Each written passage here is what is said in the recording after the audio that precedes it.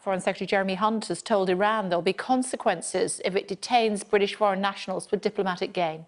He's met with his Iranian counterpart on his first trip to the country today to discuss a range of issues.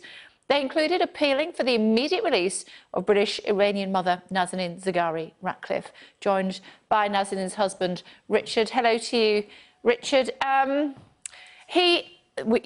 We know that the Foreign Secretary has spoken extensively to you. What is the latest that you're being told ahead of this visit? So I met with his team on Friday to talk about what he was going to do, and my great plea to him was please be as strident and as clear as possible. I think, you know, straightforward speaking is the way forward in this situation. And in fairness to him, he has been very clear, and the public statements he's made around, listen, please don't use people like Nazanin as diplomatic leverage is as clear as it comes. So I'm grateful he's done it, and grateful for him taking a clear stand.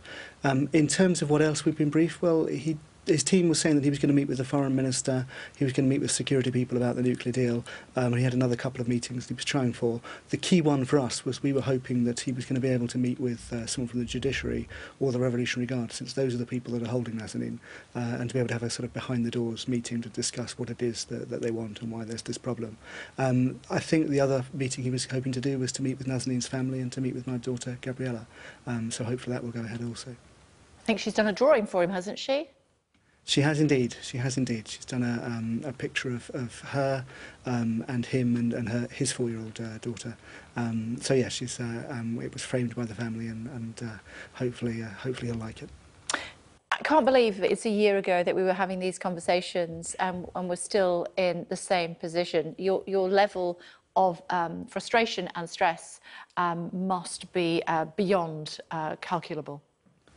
Yeah, I mean, you're right. It's kind of a second time lucky for us at this point. We're hoping that this Foreign Secretary visit is able to unlock in a way that last year we were all on the television all the time. We were hoping that Boris Johnson could unlock things, and in the end it didn't work out. I've been up and down, certainly. I have to say I'm pleased that the Foreign Secretary was very clear in New York when we spoke to you then, and has been very clear again today in Tehran. But we'll need to wait to see what the reaction is. Foreign Office advice is to be more cautious than either I've been or perhaps even he's being. So, I mean, I'm hopeful that he is clear. This has gone on for too long.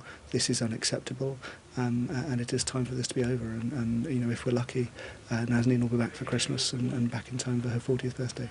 She was out for 72 hours, wasn't she? What went wrong? So I don't know what went wrong.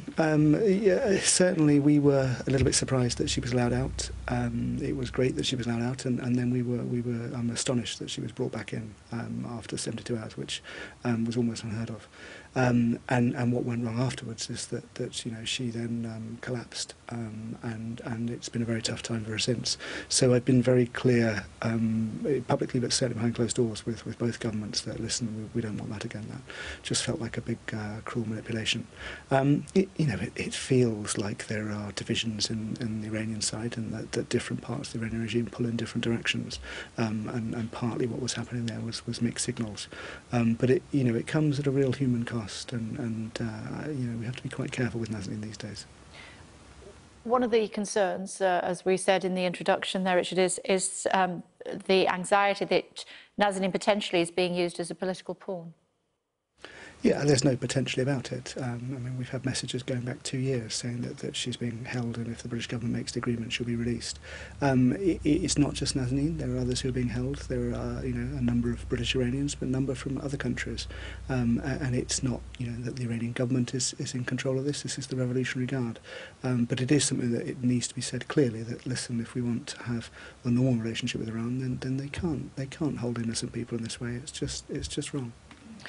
Do you feel that the fact that President Trump decided that he wanted to pull out of the Iranian nuclear deal had any impact on those that were being held against their will, foreigners being held against their will in the country? Look, I think there's a big context, isn't there? And there's a way in which our story is just a family story, and there's a way in which we're wrapped up in much bigger politics, and there's a way in which those changes in bigger politics affects us. So it's no accident, I'm sure, that Nazanin was taken soon after the nuclear deal came into force. It's clearly been the case that since that nuclear deal has become under a lot of strain, that there have been different tensions in Iran and between Iran and the West. That plays through in different ways for the British families, it plays through in different ways for the other families, the Americans and the Europeans. As I see things, it looks to me like we've been stuck for a long time, and softly approaches hadn't really worked. I am grateful that the Foreign Secretary is being a lot more strident, but of course there's a risk, and there is a risk as to how it goes. And Iran is a volatile place at the moment. I mean, not that the UK isn't in its own way. So we'll need to see how things go and what the reactions are to his statements. How are you doing? Yeah, I mean, today's actually. I'm very pleased with the way the Foreign Secretary has conducted this visit. We'll see the response. So it's up and down for me. I'm glad that he's out there. I'm glad that he's making the efforts, particularly given all that's going on. Yeah, let's hope it leads somewhere. I'm sure he'll be in touch in the fullness of time. It's good to talk to you. Thank you very much indeed. Let's hope that you have that Christmas present that you've both been waiting for so long. Appreciate it. Thank you. Thank you.